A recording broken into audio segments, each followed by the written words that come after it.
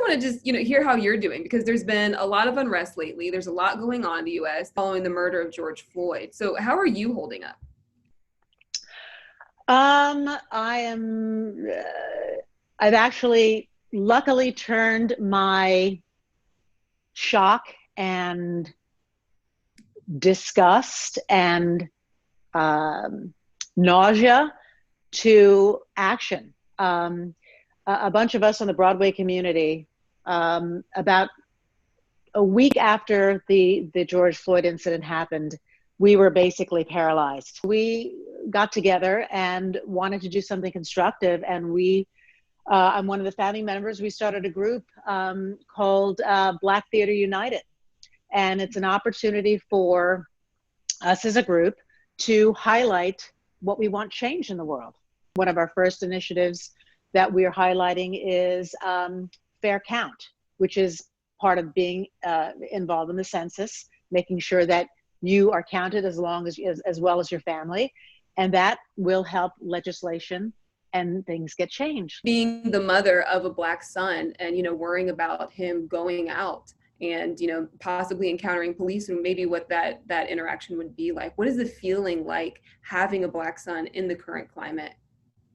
Well, I've had that, as a mother of a Black son, you have that conversation very early.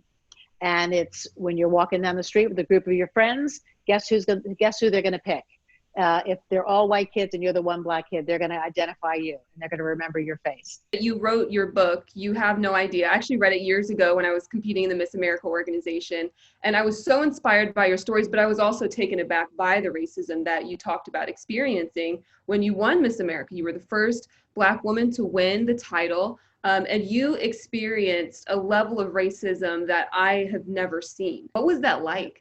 As a 20-year-old winning overnight and having my world change, I was on my path to appearances. So I didn't know what I was doing. I just knew that I had to show up, do my best, and move on. My mother and my parents were the ones that were not only receiving the death threats and having a dialogue with the FBI, but trying to allow me to have some kind of safe haven so I wouldn't be terrified every time I did something. I knew that I had to do everything more than the average Miss America just to be considered smart and worthy. Despite everything that's going on and the unrest that's happened, I think you have constantly turned the negative things into good. Even this week, you're going to be on Stars in the House, talking about the NAACP Legal Defense Fund, which I'm excited to see. Why was it important for you to be on this program this week? If you can make a change, that's the most significant thing, because anger it's necessary. You have to move through it, but moving through it with action makes you feel much, much better. You got your PBS special. You have Stars in the House. You've also recently written a children's book. I mean, I don't know how to but you named Here it Bubble. Yes. Bubble Kisses. I love it. I love it. What was the inspiration for it? Well, I mean, when do you see Black mermaids? Thank you very much. And, it's wonderful. And what I love about it is there is a song that Bubble Kisses is based on. And I said, this is for the answer of everyone who's tired of singing Baby Shark.